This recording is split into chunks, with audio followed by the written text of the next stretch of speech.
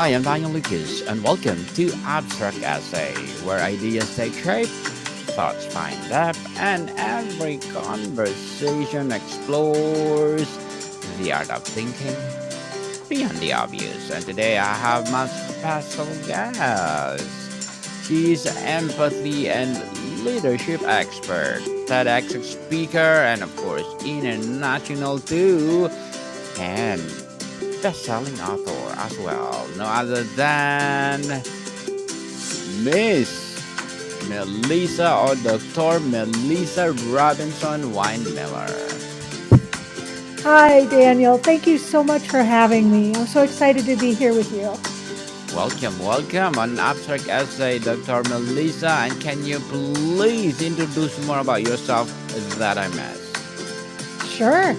I was a musician for a long time. And after some of what I saw in the business there and what I saw doing some consulting afterwards, I started asking a little more about emotional intelligence and especially empathy. And I decided it was so important and it was something that we were missing so much that I threw myself into studying it. And I'm finishing up my second doctorate.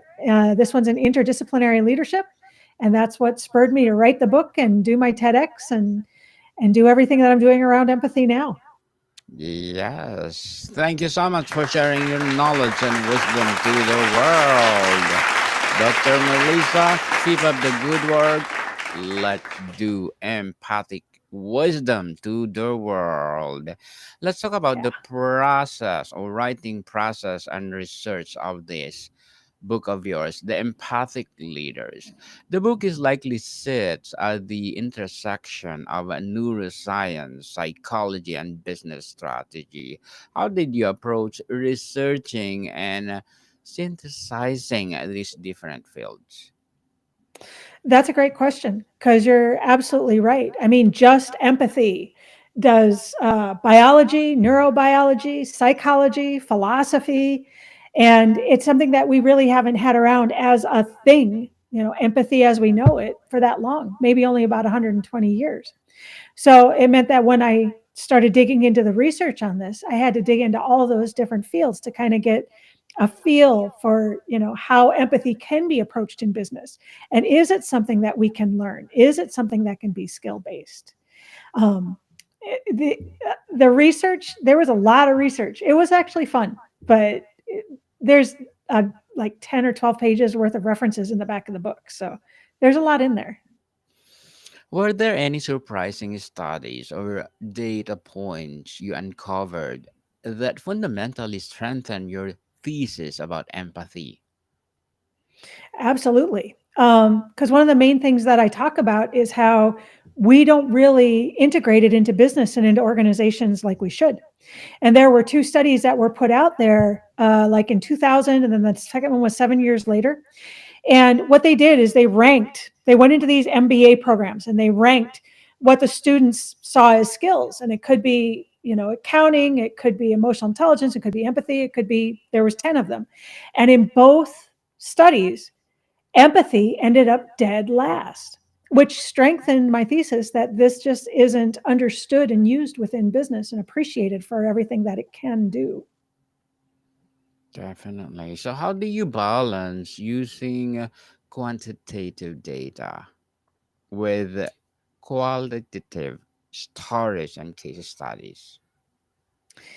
Also, a great question, because one of my masters is in data statistics. So I tend to lean towards the quantitative side. Um, I think with something like empathy, it's really important to show that there are numbers that can back up what it can bring to an organization, specifically in terms of profit, productivity, and innovation. But I spend a lot of time with stories in my book as well. I start each chapter with a narrative, a story that goes all the way throughout the book, because I think it's important for the readers to understand the quality of what a lack of empathy can do to people, what it can do to leadership, what it does to the organization. That's the thing. It doesn't just hurt employees. It hurts the organization as well as the leader, usually.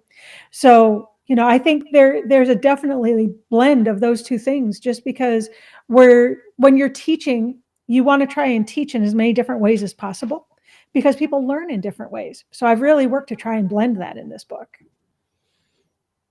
Dr. Melissa, did you interview current leaders for the book? If so, what is the most common aha moment they had about integrating empathy into their lifestyle?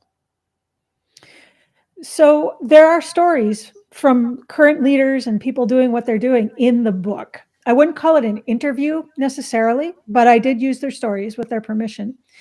And I think the biggest aha moment for all of them was just that empathy does have a place in business, and that empathy is not all about feeling, that there is a cognitive component to this that we can use. And that's really important to be able to make these businesses run.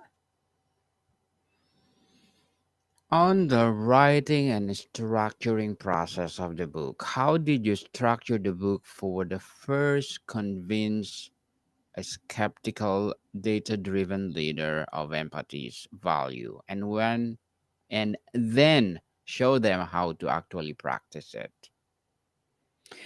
So the way the book is structured, there's 10 chapters, but it's split overall into 3 parts. So in each part, I talk about what empathy is, how to use it, and how to take it into the future. So with each section, I'm able to break it apart and say, this is what empathy is.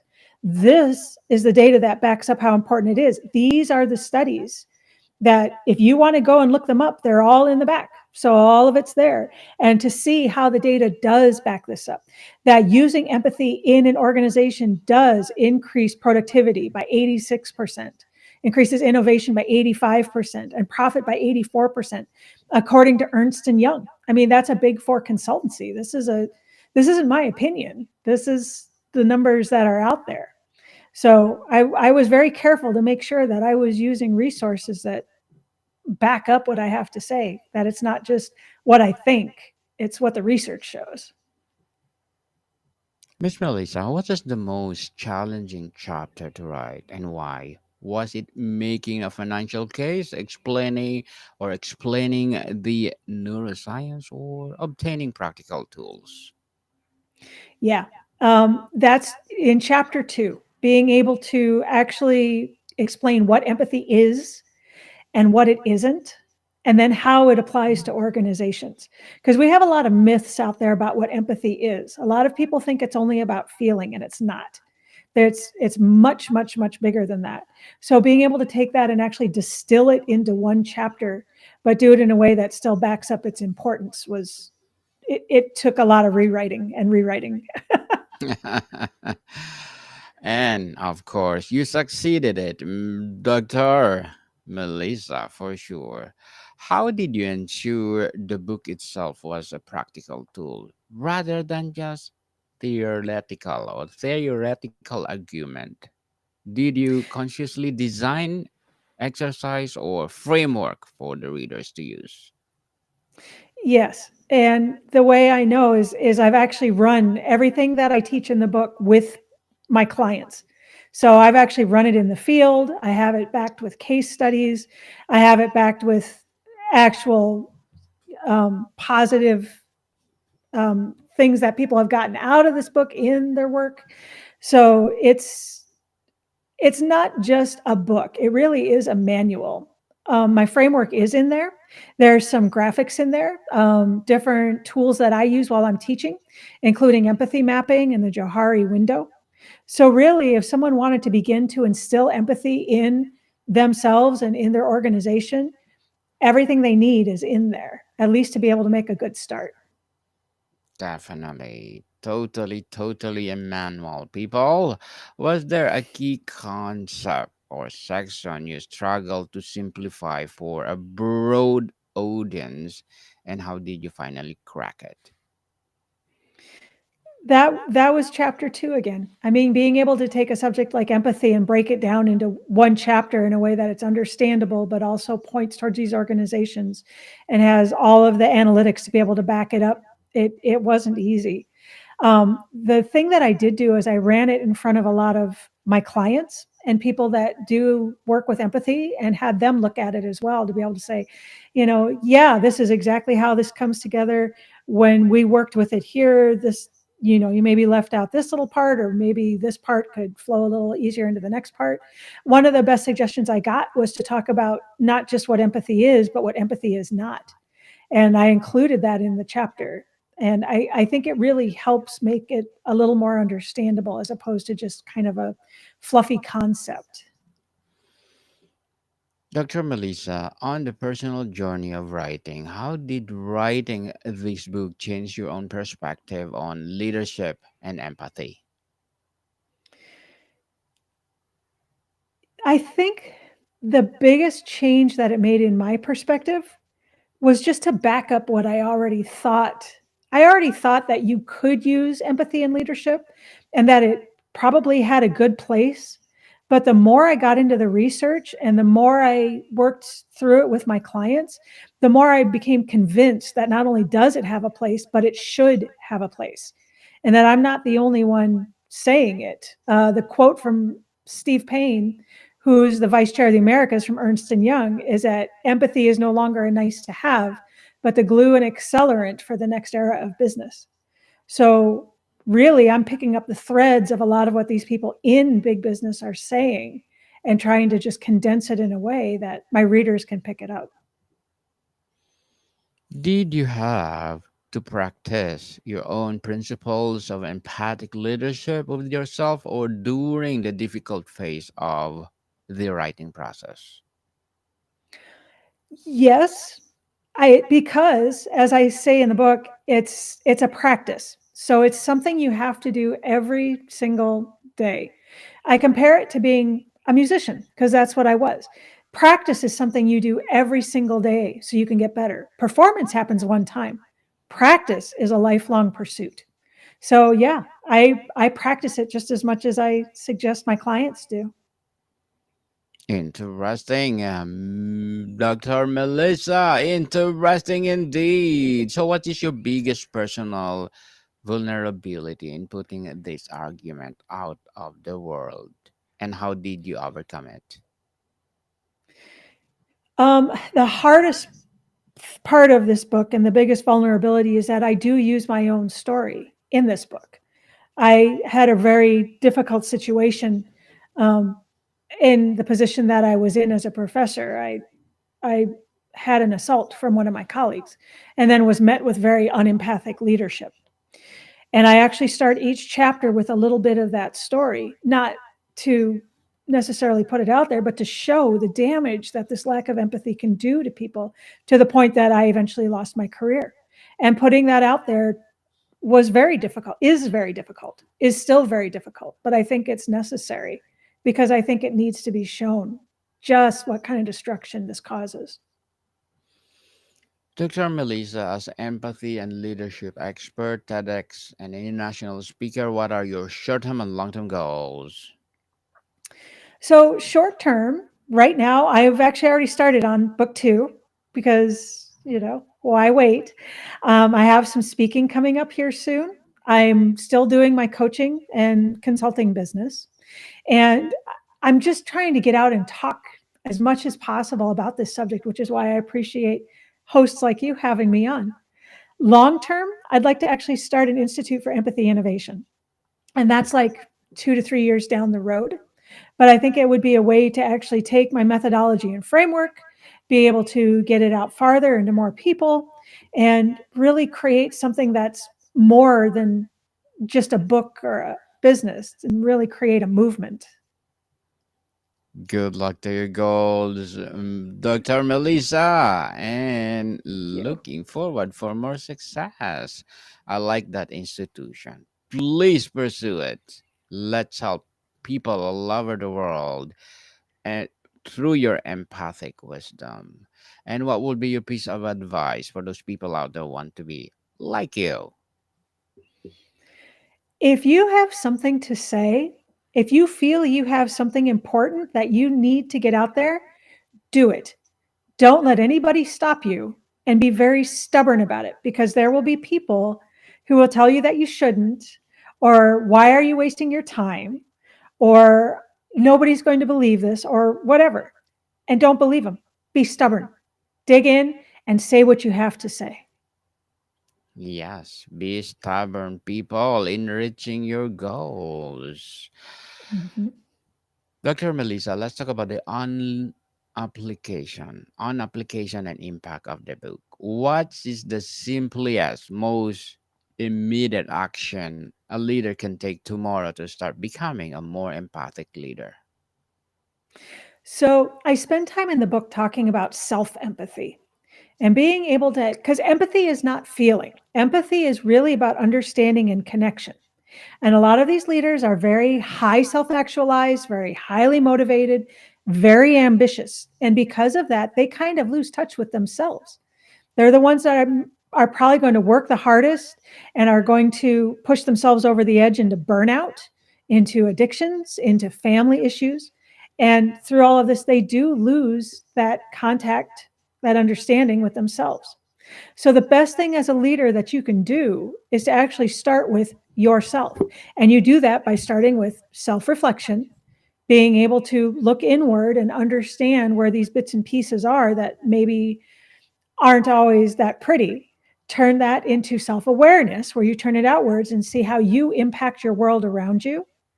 And then allowing that to become self empathy, where you have connection and understanding with yourself.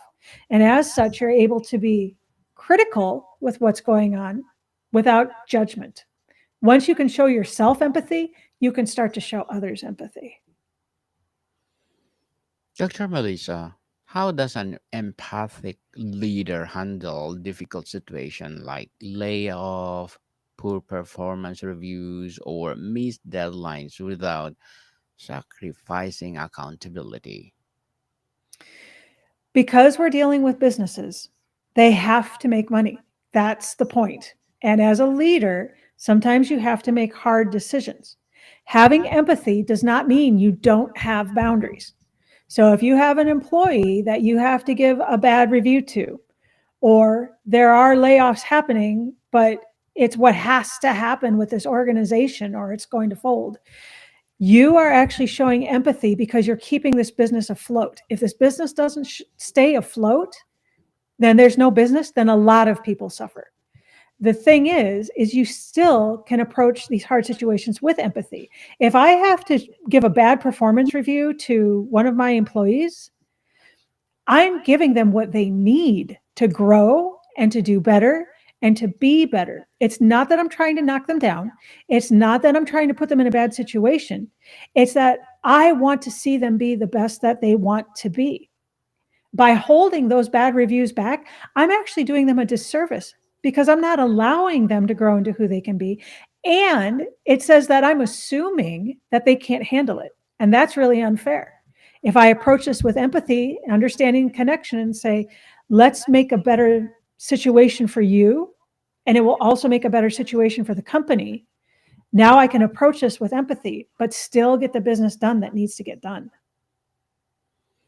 One common pushback is that empathy takes too much time. How do you respond to the leader who says, I don't have time to be empathic, who have a business to run?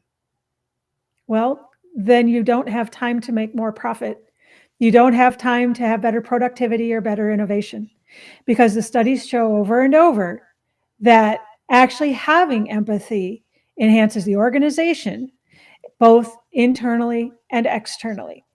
So if you don't have time to actually put that work into the business, then what are you spending your time doing? Because maybe we need to reassess where the priorities maybe should be.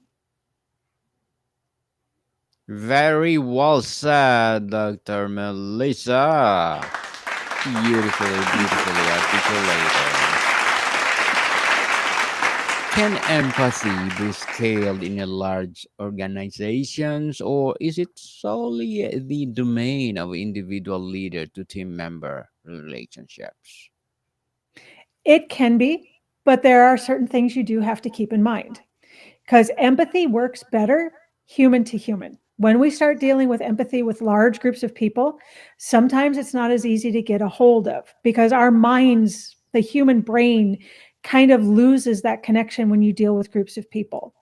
There's a quote from Joseph Stalin that one death is a tragedy, but a million deaths are a statistic. And it's a horrible quote. But the point remains that that's just how our minds work. We have a hard time when we're actually considering groups of people. So, as long as you understand that and know that you're going to be using cognitive empathy, which is the one where I logically understand where you're at or I understand what you're feeling, I just don't feel anything, you can definitely scale it up and use it. But it is a little different way of approaching it. Miss Melissa or Dr. Melissa, on the future of leadership, how do you see the role of empathy evolving in the future of work, especially with the rise of remote teams and AI? I actually see empathy and things that create human to human connection becoming more important.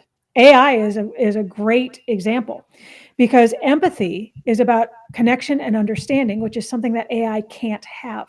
It cannot connect. It can't. It's an algorithm. So the more we have things out there that can't connect, even though it can mimic it like it does, the more we need to actually have the real thing where people are connecting and are understanding. And the people who can actually harness this as a skill and use it and understand it are going to be the ones who can really lead the charge for the future of leadership. Remote work is another one. We can still connect and understand, but we need to understand that we're doing it at a little different level because we may not have the physical proximity that we used to have, but we can still connect and understand. And in fact, it's even more important because I'm not just going to see people in the hall or in the kitchen or at the water cooler. So creating that connection and understanding becomes paramount to the success of these organizations. Dr. Melissa, before we wrap up our discussion for today, I'm inviting you to please do listen to my other podcast, people. My other podcast, because my abstract essay is already in fifth season, abstract poetry in second season, and my book 101 review in fifth season too, comedy 101 in second season, and my food 101 in fifth season as well, geography 101 in fourth season, and my baby podcast, law 101, and mental health 101, love letters in its third season, and movie 101 review and music 101 in fourth season, and science 101 and sex 101 in its first season. Please listen to them wherever you listen your podcast. So, Dr. Melissa, if you could leave every readers or watching people right now with one fundamental shift in mindset about leadership, what would it be? That I think as leaders, we understand you're not going to create this sudden paradise where everybody has empathy all the time. But if you could increase your empathy by 5%, just 5%, can you imagine the change that we could make in the world? Definitely. Miss or Dr. Melissa Robinson-Winemiller, thank you so much for your empathic wisdom. We salute you. Please continue empowering our world through your empathic wisdom. So, can you please invite our listeners to support your book? Absolutely. You can catch me at my website, which is EQ Via Empathy, on any of the social medias, or it's sold at Amazon, at Barnes & Noble, or wherever you find books online. Yes, people, let's support Dr. Melissa Robinson-Winemiller, because if you support her, for sure, more and more and more empowering, empathic wisdom to come. And so, Dr. Melissa, thank you so much for your time. Thank you for having me. This was wonderful. More to come, people. See you soon.